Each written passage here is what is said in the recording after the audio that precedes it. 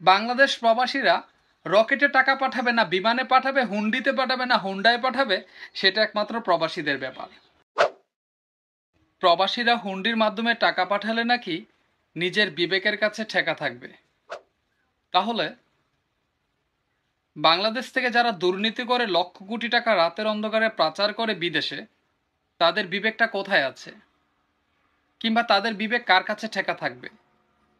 আমরা তো সুশীল সমাজের ভদ্র মানুষ সবাই মিলে বাংলাদেশ থেকে এই বাংলাদেশটাকে সিঙ্গাপুরে রূপান্তরিত করতে চেয়েছিলাম, তাই না?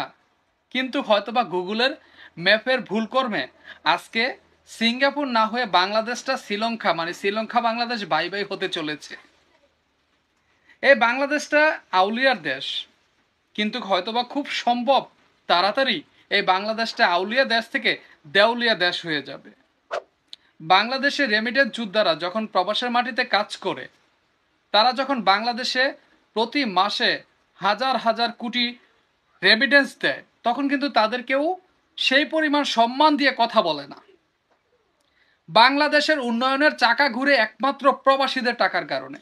বাংলাদেশের সকল উন্নয়নের পিছনে সর্বশক্তি দিয়ে যারা দাঁড়িয়ে আছে তারা হচ্ছে প্রবাসীরা। প্রবাসীদের রেমিটেন্স না আসলে বাংলাদেশ একটা ন্যূনতম গরিব দেশই আজও পরিণত হয়ে থাকত।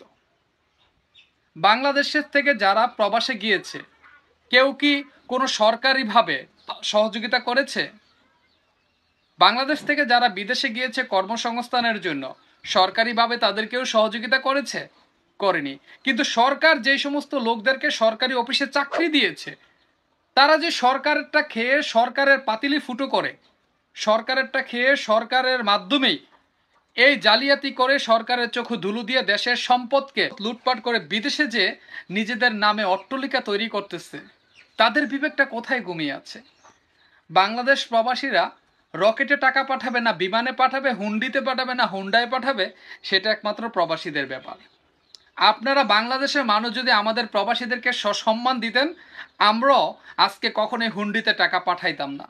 ব্যাংকে না পাঠাইলে আপনাদের লস হয়, হুন্ডিতে পাঠাইলে আপনারা কিছুই পান না, আর ব্যাংকে পাঠাইলে আপনারা সাগর কলা পান।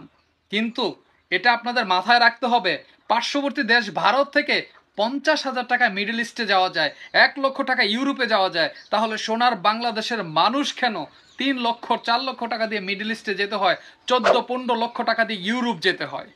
কেন বাংলাদেশের মানুষ সুশিক্ষায় শিক্ষিত হওয়ার পরও বিদেশে যে 20,000 টাকা বেতনে চাকরি করতে হয়?